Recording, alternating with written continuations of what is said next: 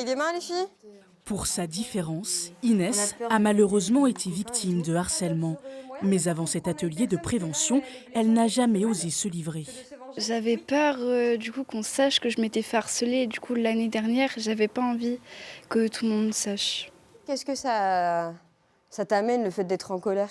Comme j'ai dit, du coup, on peut se sentir vexé, humilié, etc. Un fléau qui touche 35% des élèves. Ils harcèlent parce quand on harcèle, c'est surtout qu'on a peur. Du coup, on a envie de rabaisser la personne. Alors ce groupe de collégiens, de la 6e à la 4e, a décidé de prendre les devants en devenant ambassadeur. Quand une personne se fait insulter dans un couloir, interagir ou aller appeler un adulte, ou par exemple pas toujours interagir avec de la colère, puis soulager parce que au moins on peut se dire qu'on sert à quelque chose. Auteurs, victimes, témoins, durant 5 heures, l'association Haro Even, l'un des pilotes du programme national de lutte contre le harcèlement à l'école, pose des mots sur ces actions répétées pour faire réagir.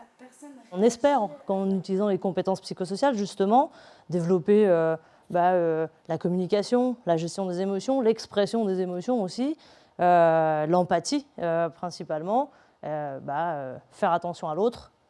On se dit qu'avec tous ces ateliers et toutes ces discussions, on essaye en tout cas de semer des graines pour que, on espère, elles poussent rapidement. Face aux moqueries, à la solitude, dans cet établissement, chacun joue un grand rôle. L'élève, comme le conseiller principal d'éducation et l'assistante sociale. Notre travail au quotidien, c'est d'accompagner l'élève.